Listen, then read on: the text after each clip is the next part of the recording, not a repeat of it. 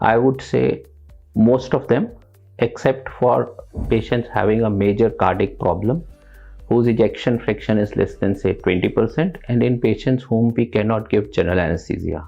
So it's a very slim category, those patients who are unfit.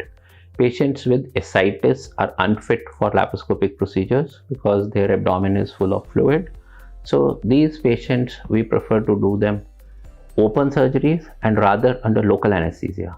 So these patients are not fit. Most of the other patients would be fit. So you have to be physically fit. That means you shouldn't have a major heart problem or a major lung problem which makes you unfit for general anesthesia.